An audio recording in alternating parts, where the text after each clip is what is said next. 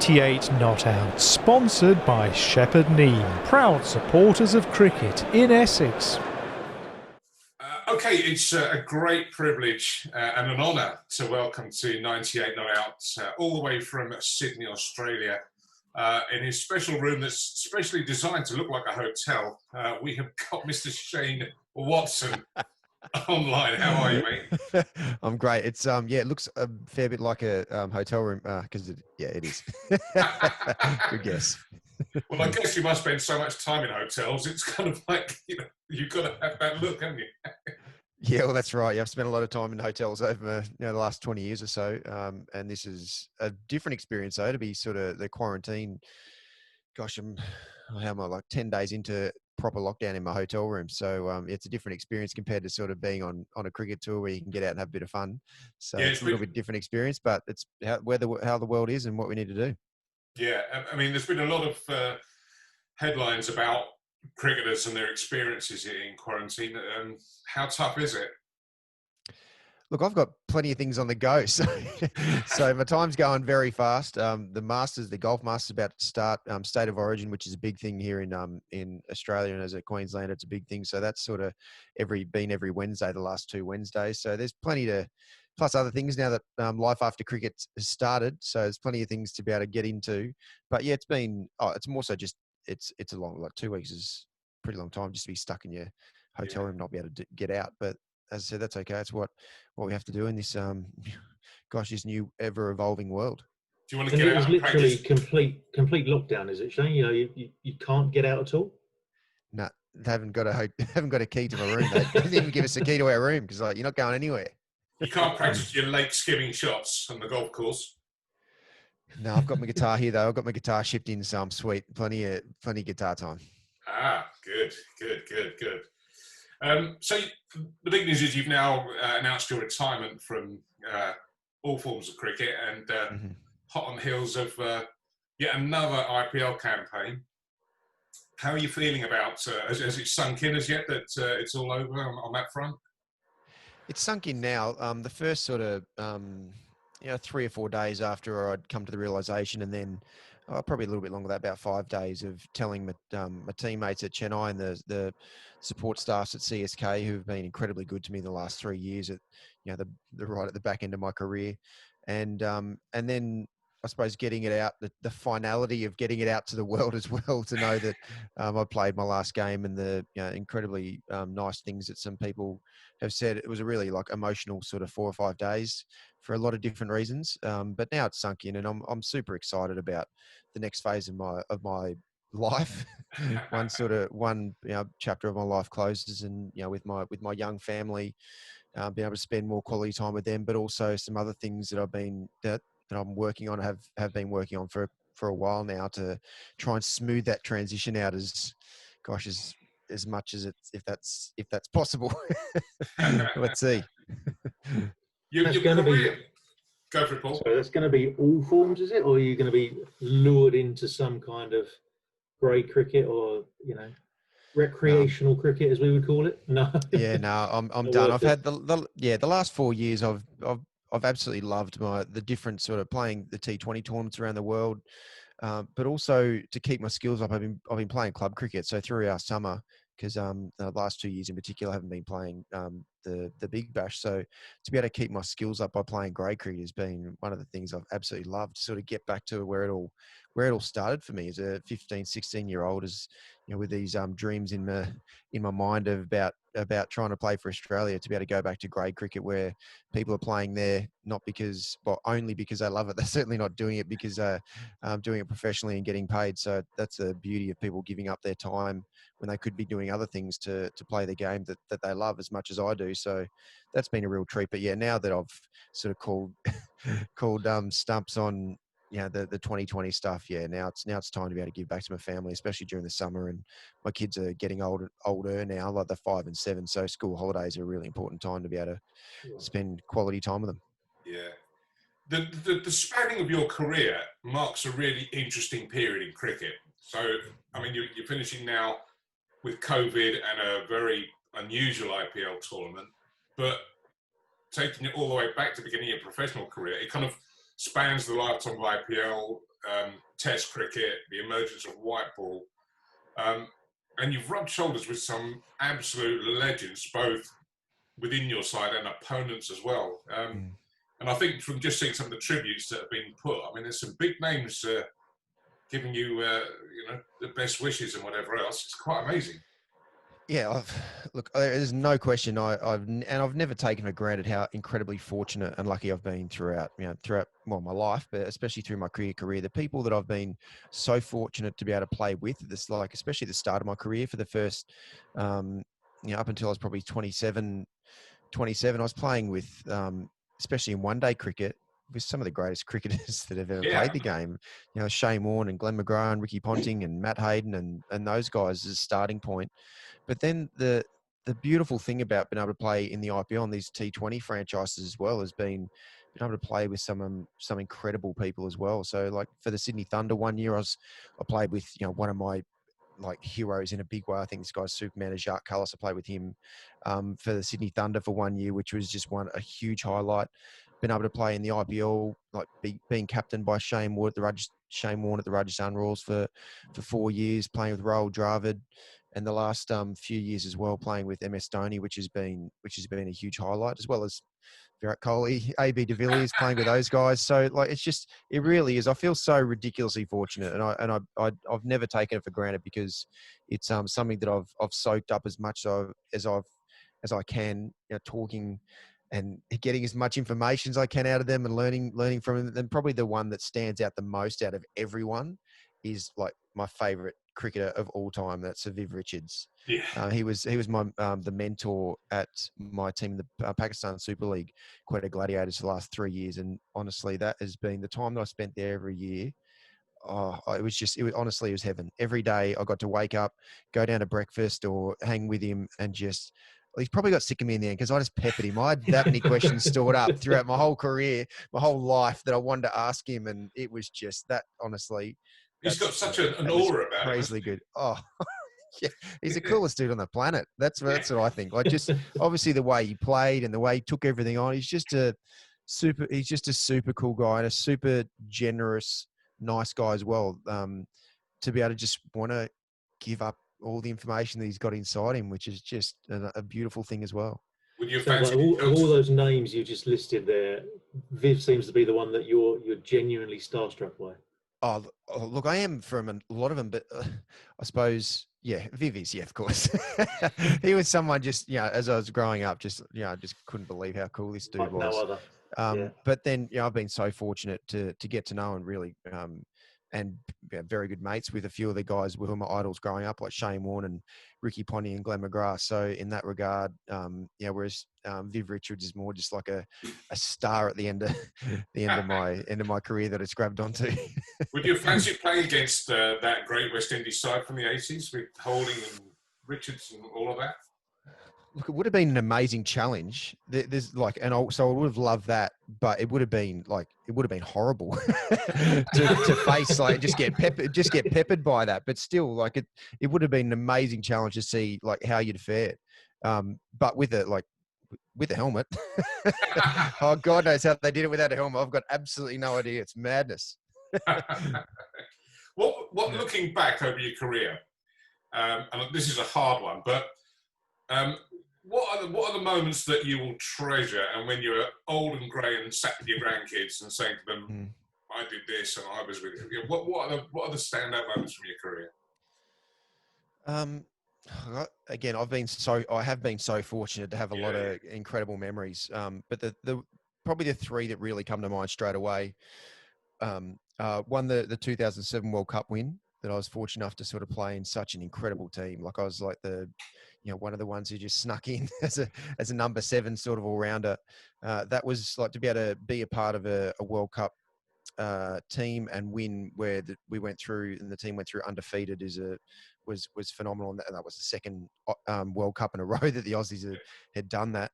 The 2013-14 Ashes series at home, where we won 5-0 after having some not You're great all right. memories. The previous 3 seasons, I know, because we got beaten at home in 2010-11. That was not a good time to be around That was an Australian amazing cricket. England side, though, wasn't it? That came down. Oh yeah, of course. But yeah, some heads rolled around around that time, as always happens if you lose an Ashes, especially at home. And then the 2 Ashes series that I played away as well, England were too good, so that was a really special moment. To be able to feel. Also, the thing that stood out for me at that time was that's one of the first times in my career where the Australian public, they really galvanised behind the team. There was no one in the gun. Everyone was just there to totally support and get behind us. So that was special. And the final one was the 2015 World Cup win at the MCG. Like that was at home, like as special as it is to win a World Cup, let alone at home. Like, the English guys were fortunate enough to be able to do as well. That's something that really does stand out as well. I mean, it's interesting you talk about that. I mean, when the Ashes come around here, it really catches the public imagination. I mean, there's both of them in 81, the 2005 too. But I don't think people, or what always is an eye-opener for me, is just what a big deal it is in Australia as well when the Ashes come around. How incredible the excitement is. And I'm not sure that's always picked up on. Oh, it's massive, and as a cricketer and a cricket lover. Oh, the Ashes has always been the ultimate. Growing up, whether it was in England or in Australia, it absolutely was. And especially when 2005, when the Aussies lost the Ashes for the first time for quite a while, then that even stoked the fire even more, because it really made everyone appreciate actually how difficult it is to win the Ashes, because it is the oldest rivalry. It's an incredible rivalry, and there's so much there's a lot of massive sheep stations that are on are up for grabs there. So it's seriously is a huge highlight. And even I've got incredible memories of playing a number of Ashes tests in England, because growing up, you just watched it on TV and just thinking how cool it was, at Lords, or watching the Oval with the big gas, cylinder or whatever it is in the background. It's just the coolest thing. So to sort of walk out and be a part of one, even though it wasn't an Ashes winning series away, it was still, something that you just cherish forever. Yeah. Talking about white ball cricket, and you've played in many, many tournaments around the world and watched them develop, including the IPL. To me, it seems like these tournaments are starting to develop their own personality. That when you go to the IPL, it's very different to going to the CPL or to the Big Bash, for example. Would you agree with that? Yeah, absolutely. They've definitely all got their own personalities. That's for sure. The IPL was really the big one, the sort of world cricket sort of coming together, the big the window that ended up coming about and all that sort of thing. So every cricketer from around the world, the best cricketers could come and play in that. And even my first experience of playing T20 cricket was in England for Hampshire. So that was that was like a celebration, a real carnival sort of feel, with everyone, coming to after work on a Friday afternoon, having a few beers and having a great time. So that was a real, really special thing to be a part of to start with. And then just seeing, as you said, all the different tournaments, taking on their own personality. Like the Caribbean is very much Caribbean in a way. Like I think the tagline is something like the world's biggest party. And it wasn't just off the field. It was on and off the field for a few of the guys. The Big Bash was, the Big Bash certainly is especially was when it first started out and went to free to air, was a great tournament. Sort of, I think it's starting to come back a little bit. Just with the, when you can't have all the, world-class players playing in it, it just stretches out the talent pool like a bit much at times. And the thing that I've always been excited about and waiting for, which I'd never had a chance to play, was an English T20 franchise tournament. Yeah. Not just the county one, whereas just eight franchises coming together, and obviously now that's the 100 ball. But whether that was a T20 franchise tournament or whether it's a 100 ball, that was always going to be like super exciting and to be a part of, because in England, certainly the English love their cricket, and there's a lot of corporate support around. Would be around the franchise cricket as well. So no matter what happens there, that's going to take off for sure. It's very contentious. That'd be really interesting. Be really interesting, because we've got as you say, we've had the T20 here for years, however long that's been now. So the 100 kind of breaking through is obviously a massive setback that it didn't happen this year, that it couldn't happen this year. You know, it's exciting to see how it's going to develop next year. I mean, name dropping a bit, I guess I know Trent Woodhill. Trent played for my club many years ago, and he's been massively involved in the inauguration of that tournament. And he and I spoke last year about, you know, how it's going to unfold and how it's going to be different and how exciting it's going to be, and how he's taking it from a pretty embryonic idea and kind of worked with the ECB to make it happen. So I think it'd be really exciting to see how it develops over here.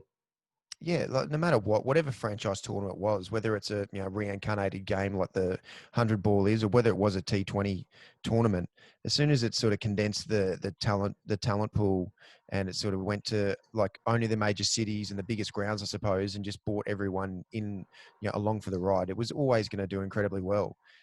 It's just, for my sake, I was, disappointed that it wasn't a big, that big franchise tournament put on a bit earlier, but. Yeah, everyone's got got their reasons why it's just sort of happening now. How's the body holding up after 20 odd years of cricket? Oh, great now. I don't need it. Gosh, the last it was always a big battle. Like I loved bowling. I loved being an all rounder, but it was always one of my big challenges was looking after my body and trying to stay fit while I was pushing it sort of to the limits pretty regularly. But the last couple of years of not bowling, gosh, that was a little bit easy on the body.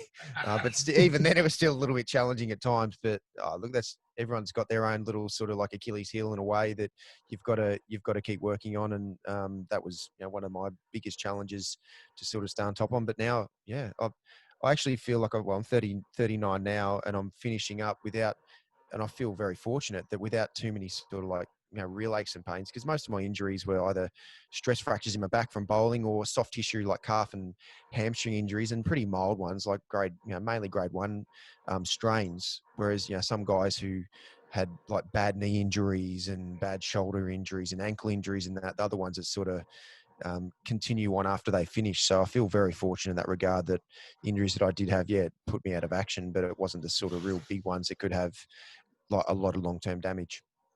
So when I was a kid, cricket, I mean, one thing that's changed massively in cricket is training and fitness. Now, I grew up watching people like Mike Gatting, Ian Botham.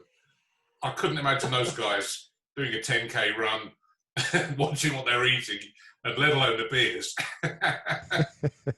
She's had a good time, though. With the workload as well, they've got to be a lot more careful.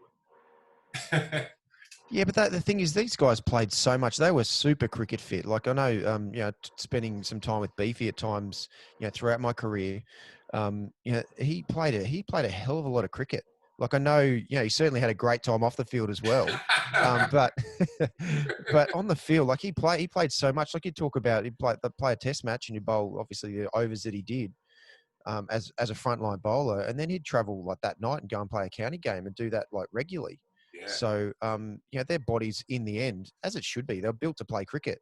Whereas nowadays, it's sort of gone, it at times it's gone a bit too far, that it's become more, those 10K runs, or they call it like fitness test is a 2K time trial, which, in the end, that's got nothing to do with whether you can, as a fast bowler, you can bowl 20 overs in a day, for example, and maintain your speed throughout the day if you're a fast bowler, or the different sort of skills that you have and you need. So, those guys were just purpose built to play cricket. And really, in the end, cricket's a skill-based game. So you need them. That's the ultimate, is to be able to be, cricket-specific fitness. And then, of course, adding to the skills you got and the fitness to be able to push your body to the limit, to improve your skills and see what you can do. But in the end, it comes down to your body just getting used to doing what it did for those guys. He's Lord Botham now. Has he changed to a lord now? He's gone from Sir to Lord. Lord in the honours, he's a Lord Botham of Scunthorpe or something. Yeah. Oh, good on him. It was a picture in the newspaper. God, it's amazing. God, hasn't he just lived a life?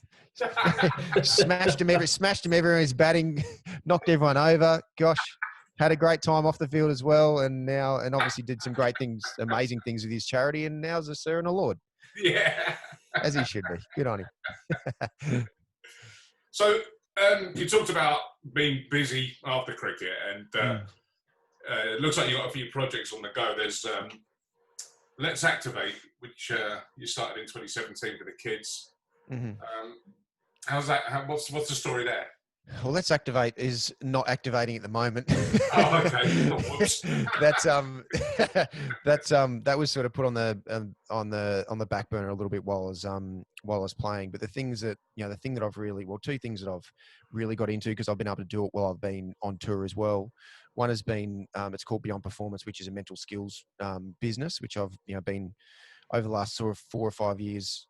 I've been educated by one of the sort of mental skills gurus from the US, who helped me a hell of a lot around 2015. So sort of build a business around that, working with cricketers and sporting people, as well as in the corporate world, but it's mainly everyone, because everyone's you can develop your mental skills to become better at that.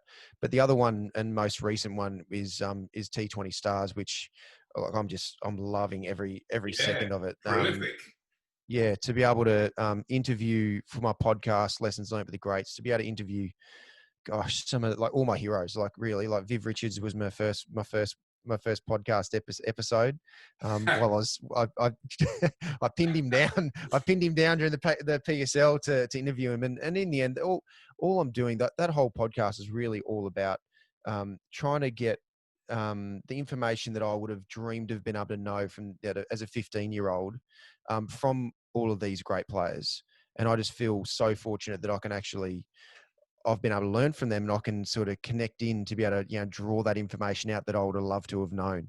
And a number of the guys I interview, someone like Ricky Ponting, who I spent so much time with him and talked to him about cricket, and especially around the technical side of things. A couple of things that he mentioned from a mental skills perspective, I had no idea he did, and it would have helped me a lot. But because I just didn't ask those right questions, I didn't know how to pull that out of someone, and it would have helped me significantly. So my podcast and just the content that I'm building with T20 Stars is something that I love to be able to give back to how fortunate I've been with the information I've been able to gain. So that's going to keep me going and continue to evolve that, because that's what I'm here for. I realise I'm very fortunate.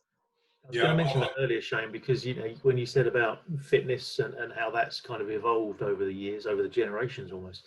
I guess batting is as much a matter of mental fitness as it is physical fitness.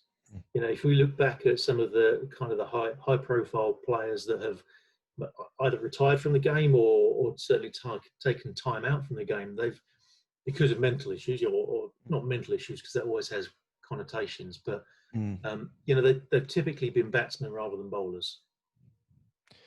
Yeah, well, the starting point, I think, especially to be a fast bowler, you got to be a bit mad.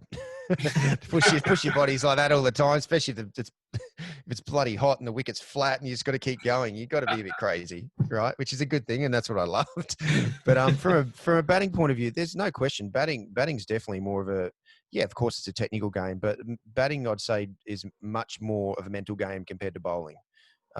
Because there's a lot of different thoughts going through your mind so regularly that has such a huge impact on your outcome and your ability, like every ball.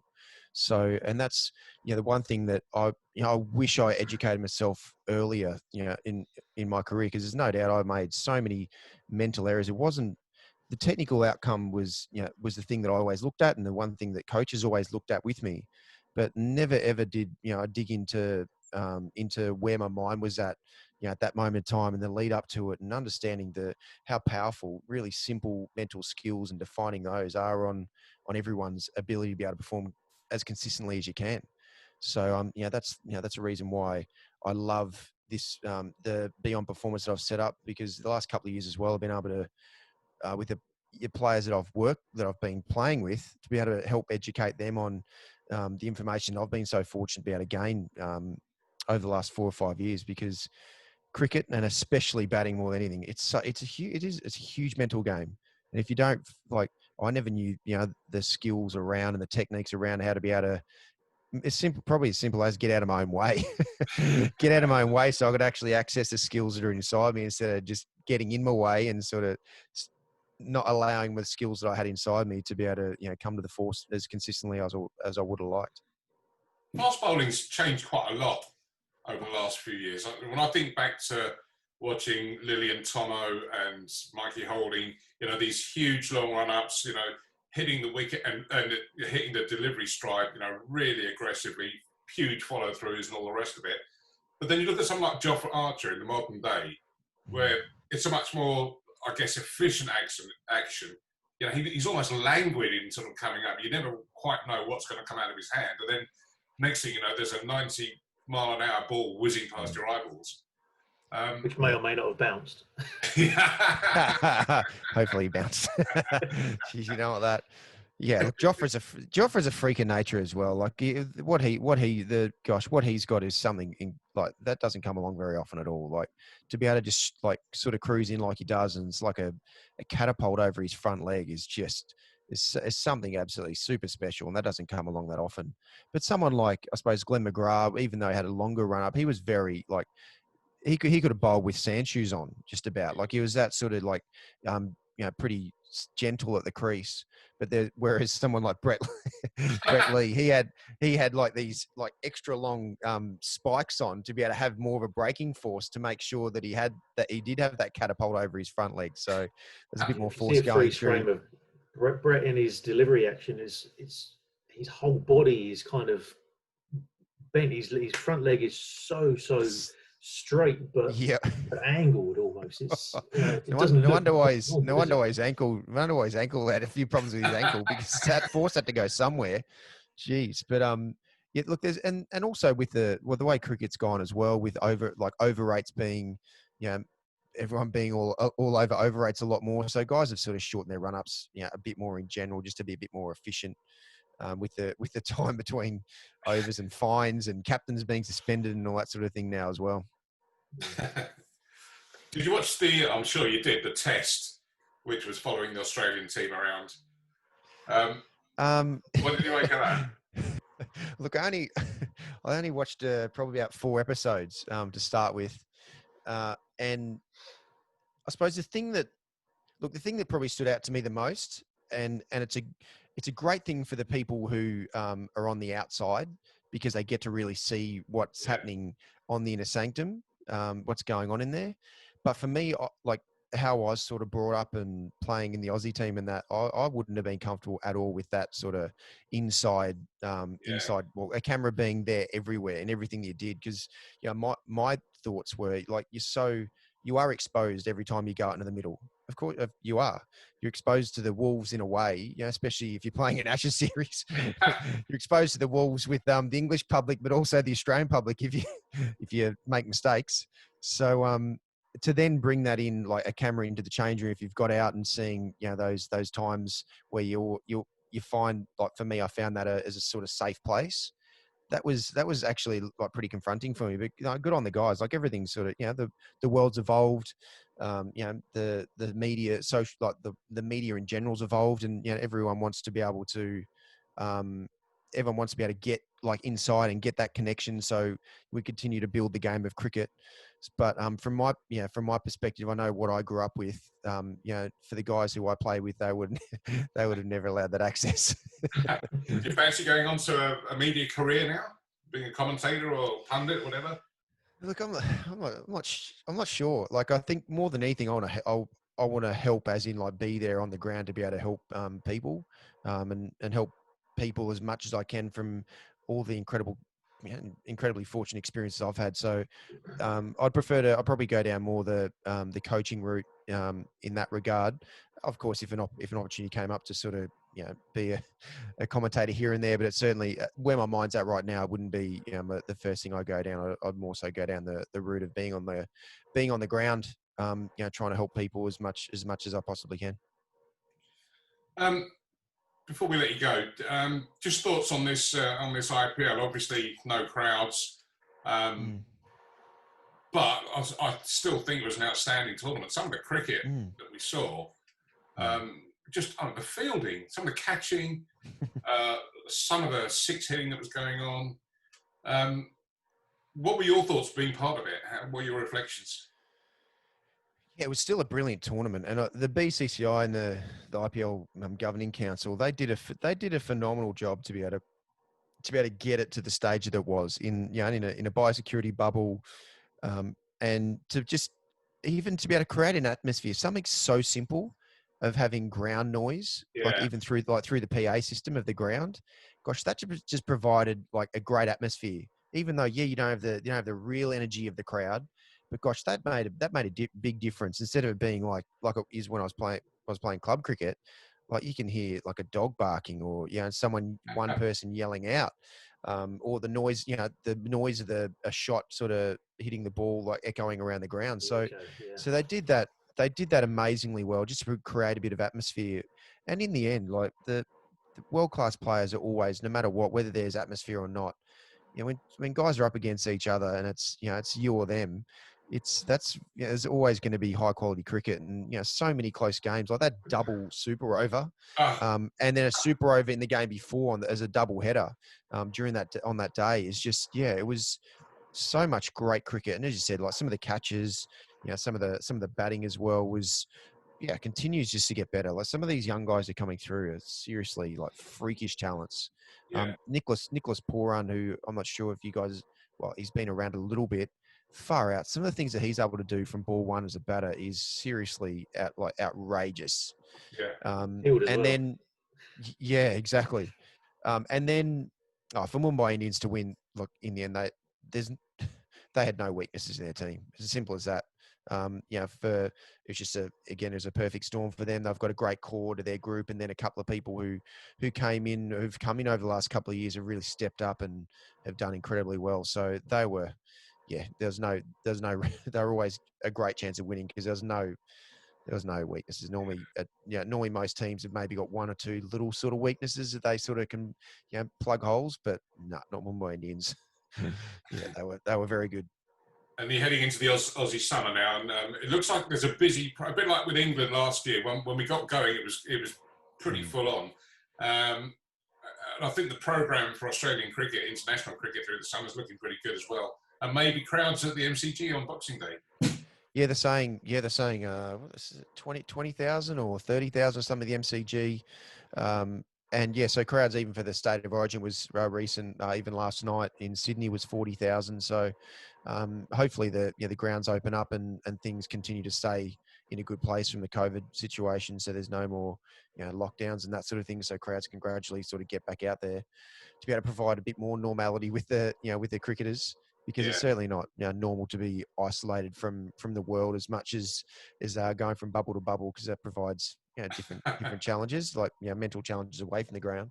But yeah, no doubt, it's as you said with the English team, once cricket gets up and running again, like it will for Australia during the summer, then it doesn't really stop for quite a while. So they're going to have to get used to bubble life for a while.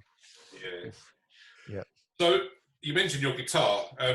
We had David English from the Bunburys on last week. Yeah. And he was talking about forming a 98 not out band. Yeah, right. We've got obviously Mark Butcher. Wow. Well, how incredibly talented that guy. Wow. Ebony Rainsford on drums. Yeah. And I think we've got to drag you in now on rhythm guitar. I think. I'll be in for sure. Gosh, I've always been wanting. That's what I've been working on my guitar skills for the last 15 years. Is I've got to make the most of it in some way. I love my music. So yeah. What are your favourites? What are your favourite artists and tracks? Look, I love Eric Clapton. I've always absolutely loved Eric Clapton, for sure. You know, his beautiful songwriting, his incredible blues guitar. I was so fortunate to be able to. I dreamed of being able to see him at Royal Albert Hall, and I got lucky the one day that I was there in London in 2013. I got to see him at the Royal Albert Hall. So him, I've really got into Aerosmith recently as well. Like I've always enjoyed some of their songs, but you know, the songwriting and Steven Tyler, that voice is just outrageous. Where do you find that voice? and then John Mayer keeps popping up as well. Like he is like, I know he writes a lot of pop songs and has in the past, especially when he first started out, but he is an absolute like master of the guitar. He is absolutely outrageously good. Yeah. So he's someone I always turn to as well. No Kylie. Some of those songs sort of really get in your head, and you can't actually get it out of your head, can you? Very good. So just back to cricket before we let you go. Of course. Who's the next Shane Watson off the ranks? I'm not sure exactly what that. I'm not sure. I'm Who's not the sure next young exactly what that all-rounder that's means. gonna break Okay, young through?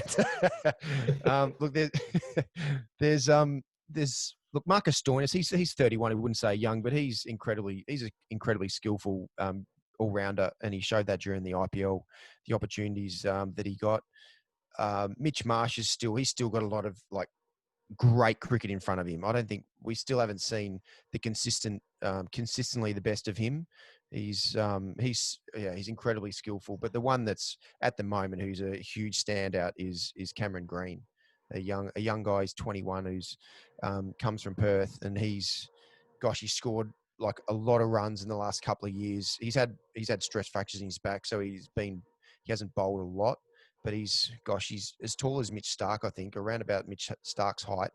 So he gets good bounces of bowling. He swings it out, bowls when he's bowling, around 140s, and he's a seriously like skillful batter. He's got a powerful game and a great sort of defensive technique. So there's he's one for the future right now. Actually, I think it wouldn't surprise me if he plays in this Test series against India to get him into the fore, because he's a seriously skilled young man.